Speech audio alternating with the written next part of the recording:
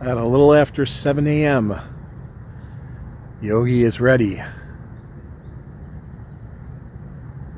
for his workout. Hey everybody, Yogi here, doing well. I hope you're doing well. This is where I work out. It's in Ridge Run Park. Pretty good workout machines. Unfortunately, some of them, people decided to vandalize and break them. That's a seat that should be there. There's another one over here that I really wanted to, I guess I got to get a pillow or something. This one here, the backings broke off of it, so I need to get a pillow. I tried doing this one before. This is the one where you put your legs in and you really works your stomach area. This one's same thing. The backings are broke off of them. Now I don't know if there's nothing the park system can do, or if this is something that people have to donate to fix. But like all the stickers are so worn, you can't even read what they're telling you to do. You can figure it out, but this is where I work out every other day. At least for right now, until I get myself accustomed to it. I'll probably start working out more in the coming weeks. Well, there's pretty good condensation on here, at least on there. So I usually start out with this and loosen up my arms. I'm assuming that's what it's for again. Can't read anything on the sticker. What I do is I stand straight. And I just kind of loosen my arm up. I'm assuming this is what it's for. I mean, I don't know. Again, if anybody does, comment below. This is just kind of like an arm loosener. Then I usually start with this one over here. You get on there and you with both of your legs. So I do some of those. It's a gorgeous morning here at Ridge Run Park. It's like 7:30. I did 100 reps of these. I did 50 reps of those turning. You sit on this and this turns from side to side. I just did 100 of these, which is like the skis or snowshoeing kind of thing. And I'm getting ready to do 100 reps of that, which is like paddling a bike. That's how this one goes. This one goes like this. So I'm about to do 100 of these. And then I'm going to do the stair stepper. Probably not going to do 100 of the stair stepper. I'm going to try for 50. I've been doing 30. I'm going to try for 50 today. And then I finish up the day, at least for now, until I get my little pillow or something to work on the other things with this broken seats. I sit on this, and what this does here is you sit on this and you pull your weight up and down. And I've been doing 10 of those because I really don't want to push it with my cervical radiculopathy. So I'm going to go get on this now and do 100 reps of that. I got to be honest with you folks. I thought I was doing 100 of those. I only did 50. And right now my legs feel like jello. Oh, the stairs are next. But I got to walk for a little bit here. Walk it off. I started doing this every other day just to give my body time to recover. I really want to do this one over here where you do the crunches and work on the stomach, because that's where I need the most help. All right, enough of my yammering. It's time for the stairs. Yeah, I said I was going to try for 50 of those. I only got 30. And that, I don't know, maybe I should do it differently. Do this one first and then do that one second, because that one really wore me out. You're using all these muscles, and when your job is pretty much sitting in your car for most of the day, I try to get out and take walks, but it's just hard to do. I'm going to finish up my day, my little workout here, by doing 10 of those. So I usually do 10 of these where you pull your own weight up, like so. And when I got to 9, I said, man, Let's do 15. So I just did 15. All right. Goodbye, workout area. Until Monday. I will see you again. It's a good feeling getting that workout in, you know. Something that I actually look forward to, because again, I'm not getting any younger. I'm 56 now, and I got to start getting back in shape. So, yeah. Hey, Yogi here. Doing well. Hope you're doing well. I'm in Sheboygan, and I recently did a poll, and people were kind of saying, hey, Yogi, you should do, I gave some options, what kind of content you would like to see, and they said, how about some more abandoned stuff? All right, so I'm in Sheboygan right now, and you got to check this place out. Let me turn the camera around. Man, oh man. Is that creepy looking or what? It is for sale. I'm guessing it was a supper club or restaurant of some sort. I am on 13th and Michigan in Sheboygan, and yeah, this is just creepy. Well, up there they have, so yeah, this must have been like a supper club type place, because they got up there, they got, you can see there's like a drink and a cactus, and I don't know how long this has been empty, but it looks like it's been empty for quite a while. So looks like there's people living upstairs. Maybe. I don't know. There's a window open. Yeah, that's creepy. The building is for sale. And I don't know. Oh, they got the old open sign that's broken. Look at that. Not anymore.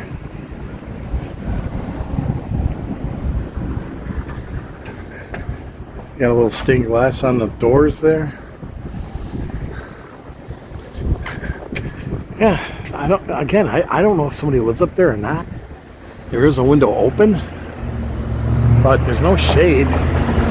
No shades up there. No curtains.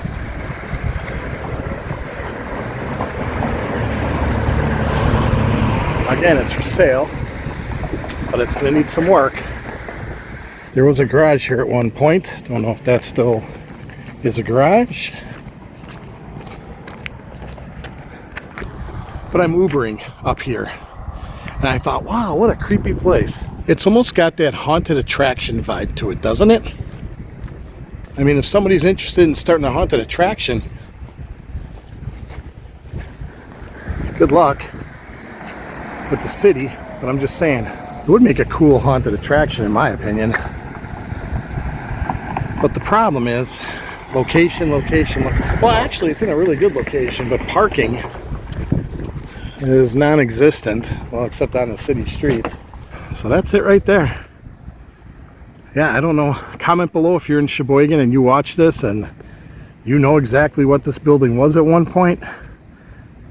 I mean, it's like, again, I think it was a supper club, restaurant, obviously, because they got the drink on the top there, but that would make a cool haunted attraction, don't you think? Well, there's that. Again, found a little abandoned for you.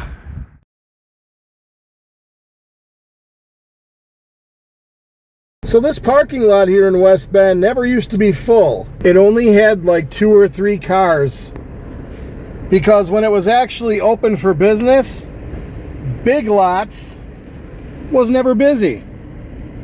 But they're busy now. Can you see why? Yeah, because the store is closing. The West Bend location of Big Lots opened up, what, probably a year and a half ago? They're closing already.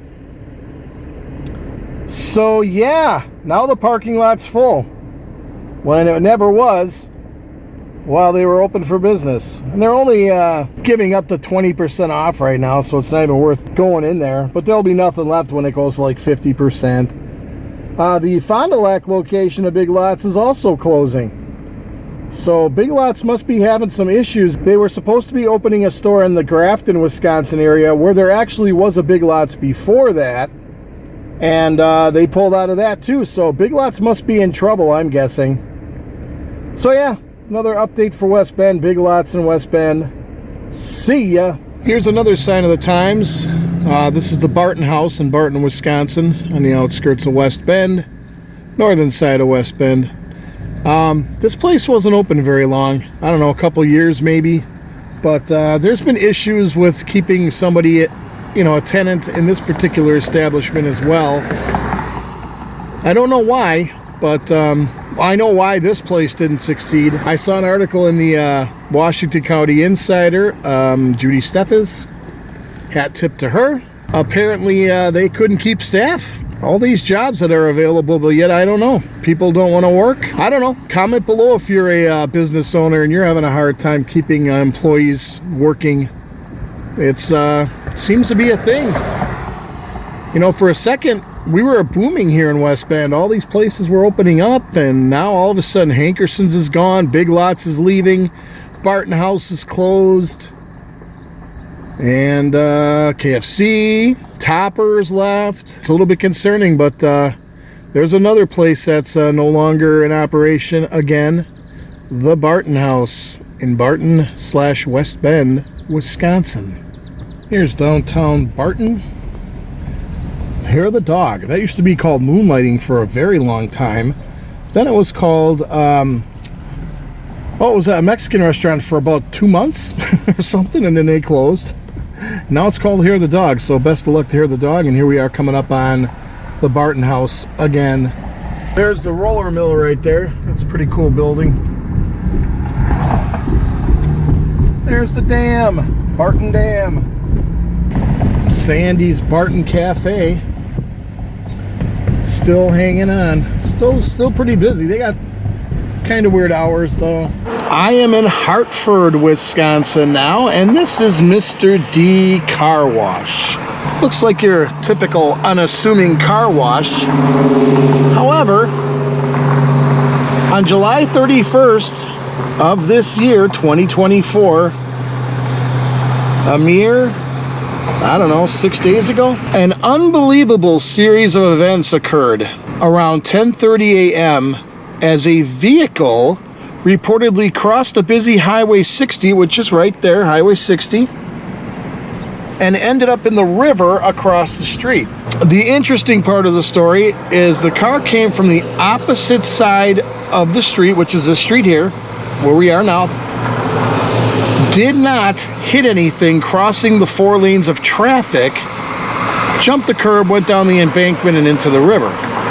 When they retrieved the vehicle, there was nobody in the vehicle. So, a ghost car? Who knows? It came out of the car wash and it crossed Highway 60 without touching anything, and nobody was in the car, said to Fire Chief of Hartford, Tony Burgard. It was a red compact car, according to Chief of Police McFarland, who's been with the police department for 28 years. He had never heard about that happening before. However, a local historian said it did happen about 30 years ago. The previous owner of the car wash had his Corvette in the car wash, and he sent it through, and his workers, they had it in neutral. It went all the way across the street, just like this one. But it was winter, and it went all the way across the river, and then it rolled up the embankment and then rolled back and broke through. It was a straight shot from the car wash. Questioned whether the car was empty 30 years ago. The historian said yes, and then they sent it through. That's crazy. So, I don't know if they take it through the car wash and then they ask you to wait, and then they run it through, fix it up, clean it up, or give it back to you. A car with nobody inside of it went through this car wash. Again, I don't know if people are allowed to be in the car wash, if they go through a regular car wash, like at a gas station, like a Quick Trip or something, but apparently there was a vehicle with nobody in it that came out of this car wash, shot straight across Highway 60 there, and ended up in the little creek. So I'm gonna go across the street and look for the tire tracks. So there's the car wash right there, Mr. D Car Wash. So the car apparently came across the lanes of traffic here and ended up right there. So as you can see, this is where the tow truck must have came to tow the vehicle out. But the car ended up there. And again, nobody was in the car as it crossed 2 lanes of a busy highway. This is Highway 60 here. And it is very busy generally. 10:30 in the morning, that is insane that nobody was hit by this car. Yeah, crossed 2 lanes of traffic, came down here, and ended up in the car in this little river here. Wow, that is just insane. Comment below if you've ever heard of anything like that happening. And the craziest thing about it is that this isn't the first time it's happened there. 30 years ago, it happened before. So it's been like, you know, maybe in another 30 years we'll have another incident. Who knows? But yeah, crazy. A ghost car went across Highway 60, didn't hit anything. Even this pole, I'm shocked that it didn't even hit this pole. And just ended up in the river. Right there. Who's liable for this? Is the car wash liable for the customer's car? If it was a customer, I don't know. So many unanswered questions. It was such a weird... When I first heard this story, I heard it yesterday from my son, and then my wife said, oh yeah, I forgot to tell you about that. I'm like, how in the world did I not hear about that? I didn't. And I was kind of like shocked. You know, I went on Washington County Insider and typed in ghost car, nothing came up, and then I typed in car wash Hartford and this story came up. So this happened 6 days ago here. And yeah, that's just bizarre, man, how that came out. Thankfully didn't hit this light pole and just ended up again right over here. I am going to chalk that one up as probably one of the more bizarre stories. Now, I listen to some podcasts, paranormal stuff, because you know I'm into the paranormal. There's paranormal stuff on my playlist. And one of the crazy things, there's a podcast called Jim Harold's Campfire, and I've heard some crazy stories on that.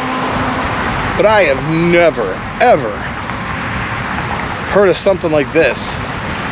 And the fact that it was close by and fresh on my mind, I thought, hey, what better time than now to go check it out. So while we're here in Hartford, let's see what else we got here. It says Kissel. I talked about Kissel actually. The Kissel Motor Car Company was located across the river from this site. Kissel manufactured vehicles here for 25 years, from 1906 until 1931. Passenger cars, trucks, and ambulances, funeral cars, taxi cabs, and fire trucks were among the varied types. In 1918, Kissel introduced a line of low, graceful, sporty cars, which were style leaders for years. The Kissel Gold Bug and White Eagle Speedster models achieved international acclaim and brought many celebrity purchasers to Hartford. The famous design of these cars has a lasting beauty, and today they are prized collector's items. The Kissel family's own steam car inspired two of the brothers, George and William, to build a car of their own in 1905 that was powered by a gasoline engine. On June 6, 1906, they acquired a state charter and began manufacturing with only $15,000 cash. By 1922, they grew to an enterprise worth over $3 million. During Kissel's peak year, the company built some 400 units. However, the company was a casualty of the Great Depression in 1931 as an automobile producer, but was reorganized and manufactured a variety of products, including governmental material, during World War II. So the old Kissel Car Company used to be right across the river here. And right next to that, there is this. It's Animals in Motion by Bruce Howdle. Very interesting.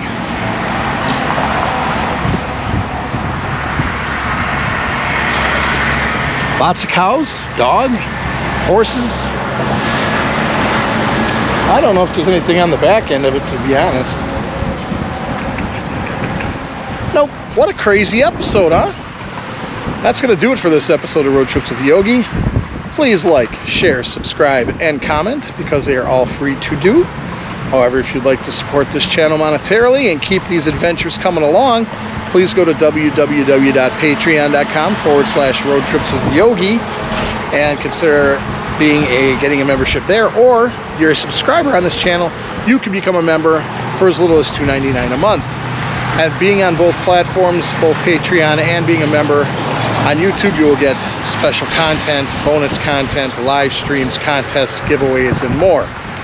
So consider doing that, please. I would appreciate that. Thank you very much. Until the next episode, folks, I am Yogi in Hartford, Wisconsin. By the ghost car.